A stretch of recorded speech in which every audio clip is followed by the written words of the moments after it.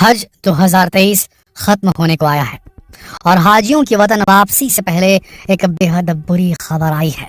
जी हाँ दोस्तों, 230 हाजियों की मृत्यु हो गई है इस बार का हज बेहद महत्वपूर्ण था क्योंकि महामारी के काल के दौरान काफी सारे प्रतिबंध थे। 2020 में महज 10,000 लोगों ने हज की थी। 2021 में महज 59,000 लोगों ने हज की थी। 2022 में महज 10 लाख लोगों ने हज की थी और इस साल 2.5 मिलियन यानी कि 25 लाख से ज्यादा मुसलमानों के हज करने की प्रेडिक्शन की गई थी। अनुमान लगाया गया था कि लगभग 25 लाख लोग हज करेंगे, लेकिन इस बार के हज में 230 हज यात्रियों की जो गए थे श्रद्धालु हज करने के लिए, मुस्लिम श्रद्धालु, उनकी मृत्यु हो गई है। जी हाँ दोस्तों, बुरी खबर आ रही है। 230 हज यात्री जो हैं उनकी मृत्यु हो गई है हज करते वक्त। दरअसल हुआ यह है कि इस बार गर्मी इतनी तेज पड़ी है मक्का में, जिसकी वजह से काफ़ी सारे लोगों को हीट स्ट्रोक की समस्या दर्ज की गई है। सऊदी अरब की मिनिस्ट्री के द्वारा बताया गया कि लगभग 48 डिग्री सेल्सियस चल रहा था तापमान, जिसके चलते 2000 से ज़्यादा हज यात्री जो थे उन्हें हीट स्ट्रोक हुआ। जी हाँ दोस्तों, बड़ी मात्रा में हीट स्ट्रोक हुआ और हीट स्ट्रोक होने के बाद 230 हज यात्रियों की मृत्यु हो गई। जी हाँ दोस्तों, हज यात्रा करने गए 230 लोग जो हैं जिन्होंने अंतिम सांसें ली, उनमें थे इंडोनेशिया के हज यात्री, भारत के असम के हज यात्री, मोरक्को के हज यात्री, अल्जीरिया के हज यात्री और इजिप्ट के हज यात्री। जी हाँ दोस्तों, 48 डिग्री का तापमान था। सऊदी गवर्नमेंट ने एडवाइजरी जारी की थी कि किसी भी हालत में बिना छतरी के वो बाहर ना निकलें।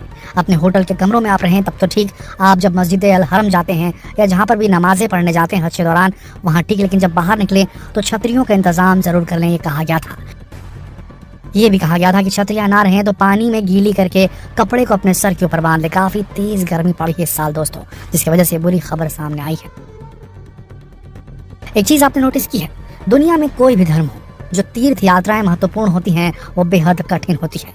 हज के साथ आज से 3, 4, 5 दशक पहले हज बेहद कठिन हुआ करता था।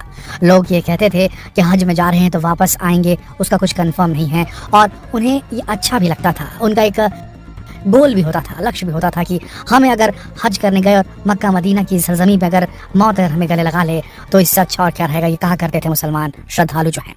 लेकिन आपने देखा है कि किसी भी धर्म की बात हो, तीर्थ, असली तीर्थ जो होता है वो बेहद कठिन होता है। और सबसे बड़ी बात, ज़्यादातर लोग जो तीर्थ पर जाते हैं वो काफ़ी ज़्यादा उम्र वाले होते हैं, तो इसीलिए उनका वो सर्वाइव करना भी बेहद मुश्किल हो जाता है।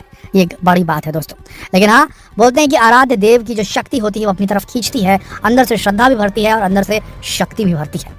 आपको बता दें, इस्लाम में मुसलमानों में 5 फ़र्ज होते हैं, उनमें से एक महत्वपूर्ण स्तंभ है उन फ़र्ज़ों में से, वो है हज। और हज के लिए कई सालों तक वेट करते हैं भारत के हज यात्री भी। देखिए दोस्तों, हज यात्रा के लिए मक्का मदीना जाना पड़ता है सऊदी अरब में, और उसके लिए वीज़ा चाहिए होता है। और सऊदी अरब जो है वो सिर्फ भारत के मुसलमानों के लिए तीर्थ स्थल नहीं है, वहाँ पर मक्का मदीना जो है वो पूरी दुनिया के मुसलमानों की तीर्थ स्थली है। इस वजह से हर देश के लिए एक पर्टिकुलर कोटा होता है जो हज करने आ सकते हैं। सऊदी अरब ने ये तय करके रखा है कि जो मुस्लिम देश हैं जहाँ पर इस्लाम का शासन चलता है, वहाँ पर 1000 में एक व्यक्ति को हज के लिए वीज़ा दिया जाएगा। इस प्रकार से कोटा तैयार किया गया है। इस हिसाब से देखा जाए तो इंडोनेशिया एक मुस्लिम कंट्री है और वहाँ पर जो आबादी है अच्छी खासी है मुसलमानों की, तो वहाँ पर 2,30,000 जो है वहाँ के लोगों के लिए कोटा दर्ज है जो आ सकते हैं हज करने के लिए सऊदी अरब में। अभी तक जो है आंकड़ा, भारत के लिए 1,70,000 से कुछ ऊपर जो है ये कोटा दिया जाता है। हज यात्री जो है भारत के उतने जा सकते हैं, 1,73,000, 70,000 तक के। अब भारत के अंदर में जो कोटा होता है वो कौन आवंटित करता है, कौन हज पे जाएगा, इसे कौन तय करता है? तो देखिए, भारत के अंदर हज कमेटी ऑफ इंडिया है, वो ये तय करती है कि कौन से प्रदेश से कितने लोग जाएंगे। उसके बाद हर प्रदेश का अपना एक हज कमेटी होती है। सारे प्रदेशों की हज कमेटियां जो रहती हैं अपने अपने नंबर्स जो है वो देती हैं सेंट्रल अथॉरिटीज़ को। हज कमेटियां जो राज्य की होती हैं वो आवेदन आमंत्रित करती हैं, जिन्हें जाना है हज यात्रा पे वो लोग आवेदन देते हैं, उनके आवेदन जो है वो एक्सेप्ट किए जाते हैं, सबमिट किए जाते हैं। उसके बाद लकी ड्रॉ माध्यम से ये चुना जाता है कि कौन जाएगा। भारत से देखा जाए तो आबादी के आधार पर यूपी से सबसे ज़्यादा हज यात्री भेजे जाते हैं हर साल। यूपी के बाद नंबर आता है पश्चिम बंगाल का, फिर बिहार का। दोस्तों, हज यात्रा जो होती है उसमें जो कोटा रहता है उसमें 70% जो कोटा रहता है हज यात्रियों का वो सरकार अपने पास रखती है, केंद्र सरकार जो रहती है अपने पास रखती है, हज कमेटी ऑफ इंडिया जो है अपने पास रखती है। और 30% जो रहता है वो प्राइवेट जो लेकर जाते हैं हज करवाने के लिए उनको दिया जाता है। फिर सबके अलग अलग रेट रहते हैं। प्राइवेट में जो हज कराती है केंद्र सरकार, जो हज कराती है 70% जो कोटा है उसमें सरकारी रेट लगते हैं, वो कम होते हैं, सब्सिडी से भरपूर रहते हैं, सस्ता पड़ता है। इसमें यहाँ से वहाँ जाने और आने का जो टूर का ट्रिप है वो पड़ता है और साथ ही साथ वहाँ रहने का भी बंदोबस्त किया जाता है। जो प्राइवेट वाले लेके जाते हैं वो ज़्यादा पैसा चार्ज करते हैं अपने हिसाब से। तो दोस्तों हज यात्रा एक आसान तो नहीं कहेंगे, हर तीर्थ यात्रा अपने आप में कुछ न कुछ मुश्किलों के साथ होती है। उसी प्रकार से जो हज होता है वो भी उतना आसान नहीं होता, हज की भी अपनी डिफ़िकल्टीज होती हैं।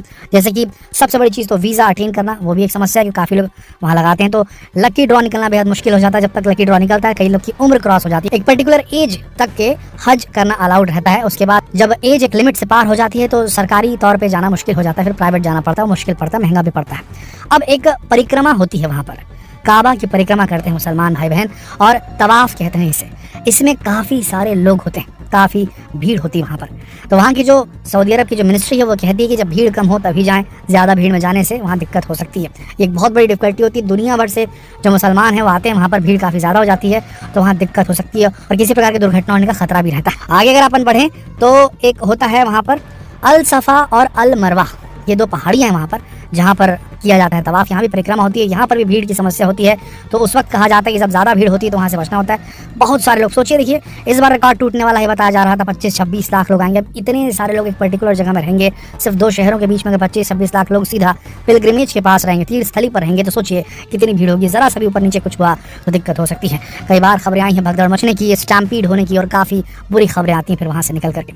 इसके बाद फिर और भी कई सारे ऐसे वहाँ पर जो बोलना चाहिए कि रिचुअल्स वहाँ पर परफॉर्म किए जाते हैं जो कि थोड़े से ज़्यादा रिस्की हो जाते हैं। जैसे कि जो बोला जाता है जमरात, जमरात यानी कि एक ऐसा रिप्रेजेंटेटिव पत्थर रखा गया है वहाँ पर जो शैतान को दिखाता है, उस पर कंकरी फेंकी जाती है, पत्थर फेंके जाते हैं। तो जब ये होता है तब उस वक्त भी काफ़ी ज़्यादा भीड़ के वक्त जाने के लिए मना किया जाता है क्योंकि वहाँ पर कुछ ना कुछ घटना हो सकती है। तो ये काफ़ी सारी ऐसी चीज़ें हैं जहाँ पर ध्यान रखना बेहद ज़रूरी है हज के दौरान में। और टेम्परेचर तो सबसे बड़ी प्रॉब्लम रहती है क्योंकि वो जगह जहाँ पर है वहाँ काफ़ी ज़्यादा रेगिस्तानी टेम्परेचर रहता है। 48 डिग्री इस बार था, जैसे कि हमने आपको वीडियो में बताया। 2000 से ज़्यादा लोगों को हीट स्ट्रोक आया। वहाँ की जो गवर्नमेंट है सऊदी अरब की, उसने एडवाइजरी जारी कर दी थी कि भैया पानी पीते रहिए और छाँव में रहिए, धूप से बचिए, अन्यथा दिक्कत होगी। और तब भी 2000 लोग जो थे उन्होंने अपना जो है वो मेडिकल उनको असिस्टेंस की ज़रूरत पड़ी, जिसमें से 230 लोगों ने दम तोड़ दिया। तो इस बार के हज यात्रा के दौरान ये सारी चीज़ें हैं वो जो घटित हुई हैं। दोस्तों तीर्थ कोई भी हो, व्यक्ति को पूरी श्रद्धा के साथ और शांति के साथ जाना चाहिए। हड़बड़ाहट में किया गया कोई भी तीर्थ, बहुत ज़्यादा रिस्क लेकर किया गया कोई भी तीर्थ शायद उतना सही नहीं माना जाता। इस पर आपकी क्या राय है नीचे कमेंट सेक्शन में ज़रूर लिखें। इस वीडियो से कुछ नया जानने को मिला हो तो इसे शेयर जरूर कीजिएगा। जितना हो सके इस वीडियो को शेयर कीजिए फेसबुक पर, व्हाट्सएप पर, यूट्यूब पर। जल्द मिलते हैं आपसे अगली वीडियो में, तब तक के लिए आप सबका इस वीडियो के अंदर बने रहने के लिए दिल से धन्यवाद।